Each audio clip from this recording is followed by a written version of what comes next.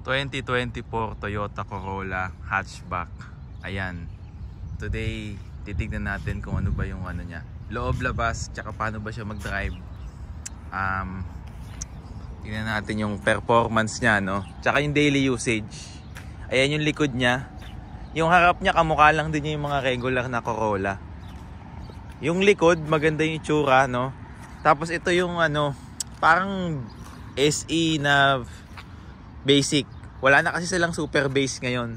Yung base nasa sedan lang. Ayan yung unahan. Yan.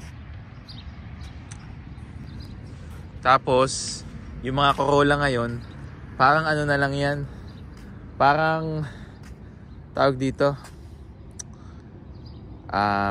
Nalimutan ko tuloy. Ito na yung pinakamura nila ngayon. Yun. Kasi wala na silang ano mga Yaris. Sa ngayon wala na silang mga super base model. So, starting price ng mga Corolla nasa 23, 24, ganyan. Parang Honda Civic. Kasi Civic din yung pinakamura nila Tapos yung pinakamahal na Corolla, yung GR. Sunod nito yung Nightshade, tas yung XSE. Yan. Hindi naman to masyadong komplikado. Parang pamasok lang. Ayan, ganyan. Yung wheels niya, sakto lang.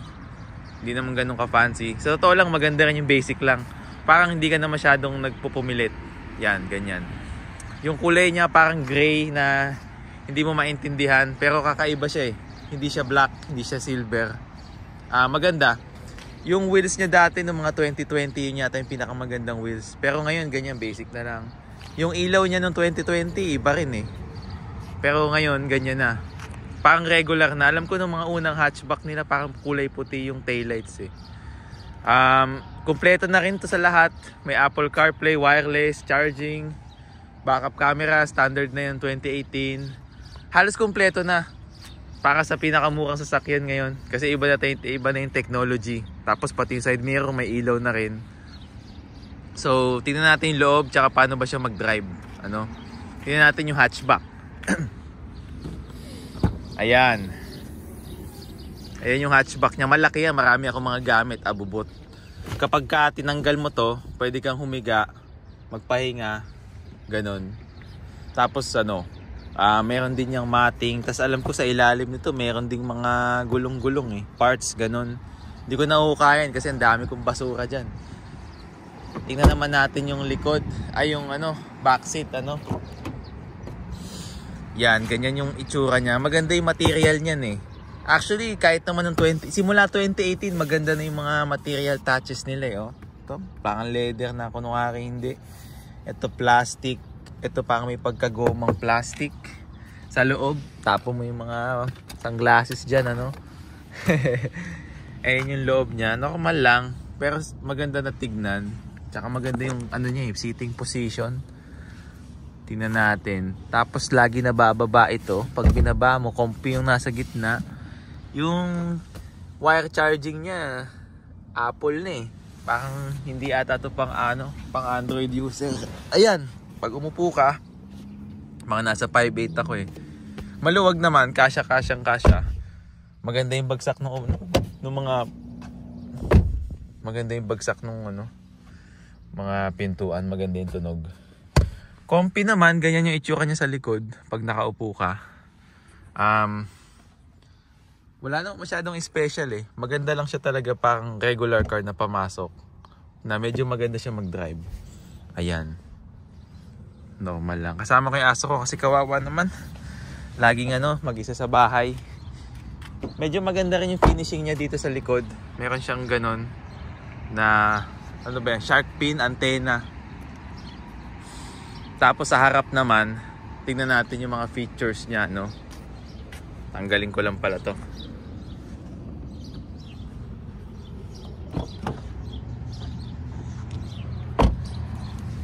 Ay, sa sa mga Toyota lagi namang may ganito. Usually yung unahan, itong unahan tsaka yung sa kabila, may ganito, yung parang paglalak mo siya, tapos open, keyless. Matic na yan, lagi namang may ganyan yung Toyota Kinaganda lang sa hatchback, ganun din.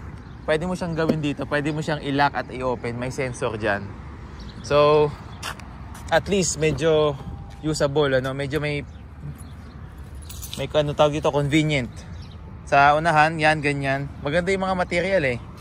Ito parang medyo may pagkagomong plastic, leather, plastic. Ito may piano black. Manual lang yung seats kasi SE. Yung XSE may pagka-automatic yung seats. Pero sa totoo lang maganda yung ganyan. Less likely to have some problems along the way. Yan, pag ganyan, upuan mo, bagsak. Sabi ko nga wireless na yung mga CarPlay niyan. Wala nang subscription, rekta na. Dito sa ano may wireless charging. Meron ding drive mode dyan. Eco, normal, sport. Yung sport medyo aggressive. Maganda yung tunong sport. Medyo may effect pag nagmamadali ka. Yan yung auto hold pag traffic, parking brake automatic na wala nang ganun. Pero sa GR Corolla may ganun pa rin eh. Yan yung unahan. Sabi ko nga rugged lang. Nandyan yung aso ko. Minsan meron akong ano dito para hindi siya mainitan. Talagang ano lang to, pamasok, panggala, panglakad ng aso. Pang everyday use, no? Na hindi ka masyadong manghihinayang. Yung mga materials niyan maganda. Pukpukin mo, oh, diba? Okay naman eh. Hindi naman siya mukhang cheapo. Para sa pinakamurang sasakyan ng Toyota, maganda na to. Tapos yan, nandyan yung screen ng mga temperature. Wala siyang dual eh. Pero may auto. Yung, sa totoo lang, isa lang naman sumasakay dito, dalawa. Bihirang-bihira ka lang magsakay ng tao dito. Dahil lahat may sasakyan.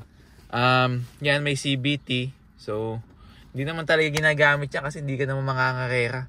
Kung gusto mo mag-manual, bumili ka ng manual na sasakyan, di ba? So, yun, may paddle shift dyan kung wala kang magawa sa buhay. Tapos dyan, meron kang, ayun, natawag dyan, yung push start button. Lagi namang push start button na yata. Hindi, may mga ano pa rin. Yung mga base na Corolla, hindi. Kasi yung dinadrive namin dati sa work, na sedan, Disusi pa rin. So, hindi pala to standard. May mga ano pa rin. May mga Toyota pa rin na Disusi. So, yan, may auto bright, which is never kong ginagamit kasi nakakabulag yan. Yung ano, steering wheel na na-adjust pababa, pataas. So, both. Telescopic yan yung pag ganun, up and down. Ano pa ba? Walang heated seats to, yung XSE lang heated seats. Yung ano, yung cruise control, matic, pero ang kinaganda, matic na rin na may tawag doon yung adaptive cruise control, no? Standard na yata sa panahon ngayon, lalo sa Toyota. So, yung adaptive cruise control, yung ano siya, yung may set ka na distance sa tao, so nagbe-brake siya para sa iyo. Hindi ka na tatapak-tapak. Tapos meron na rin siyang lane assist. So pagka nakakatulog ka, i-steer niya yung wheel mo papuntang diretso, no? Kaysa mabangga ka. Tingnan natin. I-ano natin, ano? I-fire up natin. So may CarPlay yan. So pag nag-CarPlay ako, tapos nag-drive ako, hindi na maririnig yung boses ko. Baka kailangan kong ano, mag-disconnect. Tingnan natin. Boom. Ayan. Roll yun natin yung mga windows. Tapos tingnan natin kung paano siya mag-drive. Ay, tingnan pala natin tong ano. Yung screen. Kompleto yan, ano. Putulin muna natin. Tingnan natin yung isa. Ano, meron siyang ano, CarPlay na wala ng connection. So, ganyan-ganyan mo lang. Pwede na eh. Mabilis din yan. Medyo laging yun kasi mainit eh, oh. Kaka-start ko lang eh. Pero nandyan lahat. Pwede ka sumigaw sa Siri. Pwede ka sumigaw sa message. May maps. Mabilis. Lahat. Spotify. May mga kung ano-ano dyan na pwede mong gamitin. Ito yung backup camera niya. Ayan. Usual Toyota, wala namang special. Ito nilagay ko dahil pagka bored ako, nanonood na ako ng video sa sasakyan. Nakakailang miles na rin tayo kasi 1 year na. Tapos kung ano-ano pinagagawa natin. Minsan gagawa tayo ng review, ano. Pero ganyan nakadami yung miles ko agad. 22,000 miles. So sobrang dami kong ginawa nung isang taon. Ubus ang miles, ano. Pero okay lang kasi yung mga ganito, talagang gagamitin mo dapat to kasi Toyota lang naman to, panggamitan, ano. Sabi ko nga may 3 drive modes. Tingnan natin yung drive modes dito. Ayan yung Sport, Normal, and Eco. Eco parang sinasakal yung power, normal, normal. Pero yung Sport, aggressive yung ano, yung rev, yung RPM niya, palaban. Parang happy ano siya, rev happy yung ano niya, yung driving dynamics. Balik natin sa normal para hindi tayo masyadong aggressive. May mga manual pa rin daw nito, bihirang-bihira. Once in a while meron ka makikita. Pero hindi talaga siya ganun kadami. Nung binili ko siya, may kasama ng matting eh. Pero wala siyang carpet na literal na yung carpet Yung ganyan lang ang binigay sa akin. Tapos, yun lang, siguro. Yan, ganyan. Pleto. Yung mga ganun sakyan, wala yung garage door. Pero di bale, wala naman akong bahay. Meron din pala siyang ano, tawag dito, yung blind spot monitoring, so may ilaw.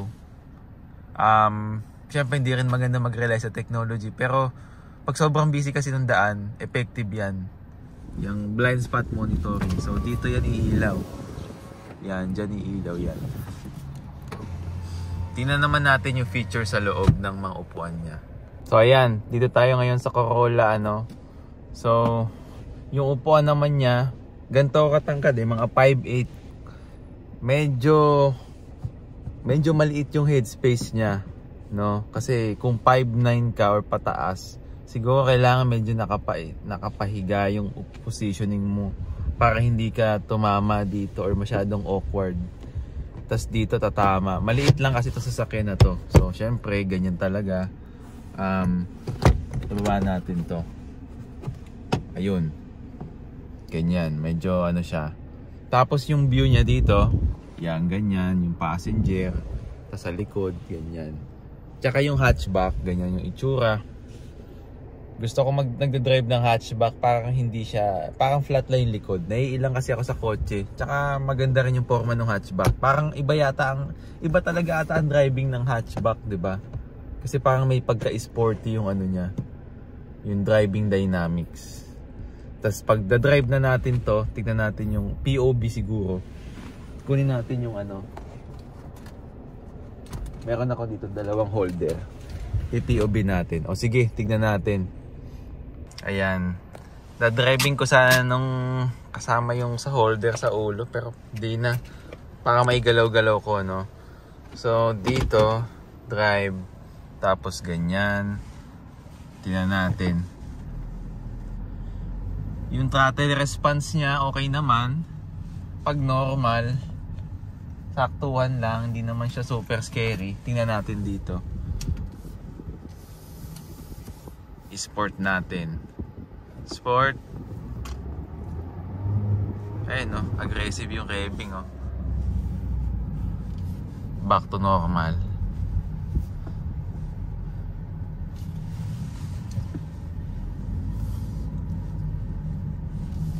Normal lang. Pag sport talaga, nagmamadali ka na. Yung eco naman, pag sobrang traffic.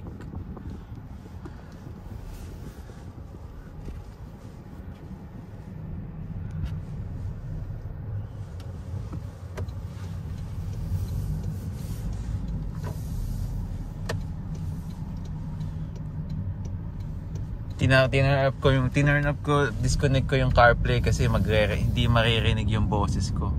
So ganyan yung itsura niya. Drive, chill lang, nothing special.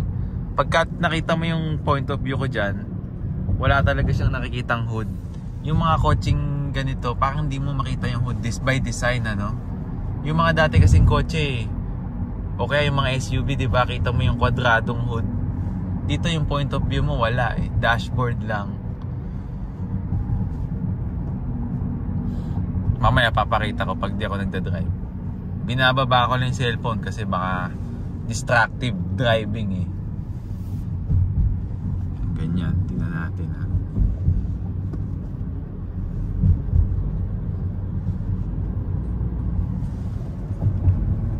Yan yung ano niya, revving niya.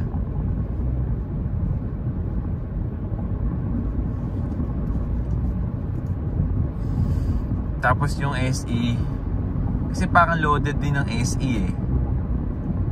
Ang daming mga features, parang hindi talaga to base model. Ang ganda rin ng sound system niya, maganda yung speaker. Tapos ang mga Japan na ay mga hatchback, ano, ang VIN number nagsisimula sa J, so ibig sabihin Japan, no? Assembly hindi dyan sa ano, Mississippi or somewhere sa US, Canada. Kasi yung mga Civic tsaka yung mga Corolla na sedan, iba yon, hindi J. So gawa ata dito sa US or Canada o Mexico. So ito yung J, Japan. Corny man pakinggan pero may effect din talaga eh. Kasi yung mga gawa sa US na Corolla or Civic, ang dami kong may mga nababasa ako na konting paltek. So siguro iba talaga sila gumawa. Iba ata talaga ang ano nila eh, workmanship sa Japan, no? Ayan, pagka tinaas ko to dito, makikita mo yung point of view ko, kita ko lang yung ano, dashboard, hindi kita yung hood. Hindi katulad ng mga coaching na drive ko noon o yung ibang kotse, kita mo yung hood. Alam ko ganyan yung mga modern na sasakyan eh, parang ayaw na ipakita yung ano,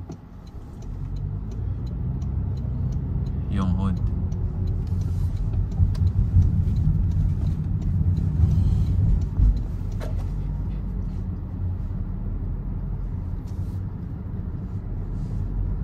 Nandito na rin lahat sa ano, sa steering wheel mo, lahat ng control, volume, next, music, yun nga yung cruise control, adaptive cruise, lane assist, lahat nandyan. Leto na.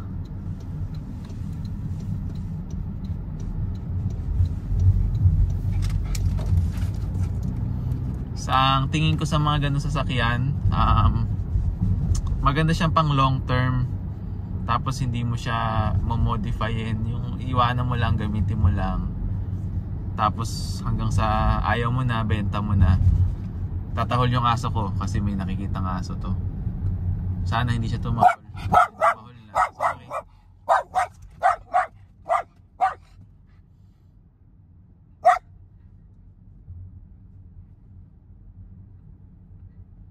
Pag may nakikita siyang aso, tahol siya eh, no?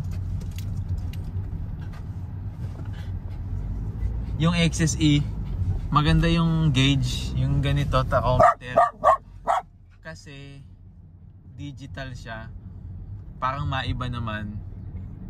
Tingin ko ano siya, para siyang ano, super techy.